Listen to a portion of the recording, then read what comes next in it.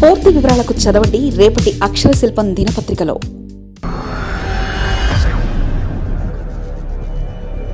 స్థానిక సంస్థల బీసీ రిజర్వేషన్లు 30 రోజుల్లో తేల్చేస్తాం. హైకోర్టును గడువడిగిన రాష్ట్ర ప్రభుత్వం.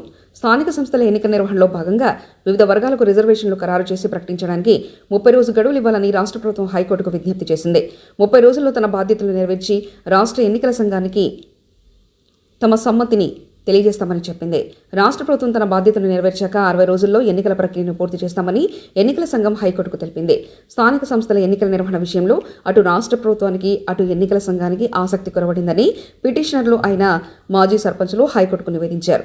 నల్గొండ జిల్లా తాకిట్లపల్లి మండలం పీకే మల్లెపల్లి గ్రామ తాజా మాజీ సర్పంచ్ కొప్పుల పార్వతి, నల్గొండ జిల్లాలోని మరో 5 తాజా మాజీ సర్పంచులు గ్రామ పంచాయతీ ఎన్నికల సత్వరమే నిర్వహించాలని కోరుతూ 2024 జనవరి 31న పిటిషన్ దాఖలు చేశారు. సదర్ పిటిషన్లు పలుమార్లు వాయిదా పడి తాజాగా సోమవారం జస్టిస్ టి మాధవిదేవి ఓ ఏకసభ్య ధర్మాసనం ఎదుట విచారణకొచ్చాయి. పిటిషనర్ల తరపున సీనియర్ న్యాయవాది జె ప్రభాకర్ వాదించారు. 2024 జనవరి 31లోగా పంచాయతీల పదవీ కాలం పూర్తయింది. ఎన్నికల నిర్వహణకు ప్రభుత్వం ఎస్ఈసీ చొరవ చూపించడం లేదు. ఆలస్యానికి కారణం తాము కాదంటూ పరస్పరం ఒకరిపై ఒకరు నెపం వేసుకుంటున్నారు.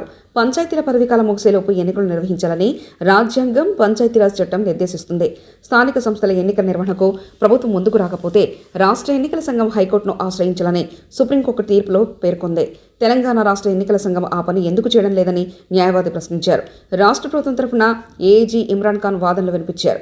ఎన్నికల నిర్వహణలో ఆలస్యమైన మాట వాస్తవమే అయినప్పటికీ దానికి బలమైన కారణాలున్నాయని చెప్పారు.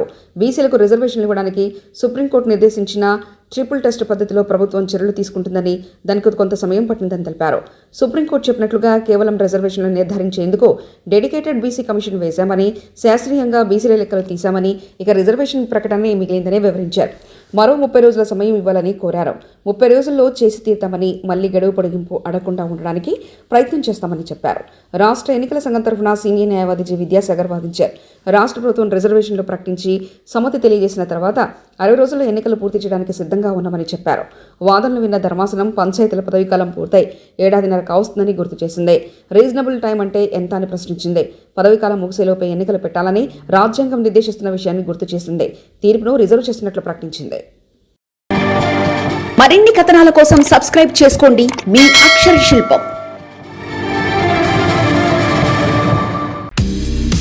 పూర్తి వివరాలకు చదవండి రేపటి అక్షర శిల్పం దినపత్రికలో.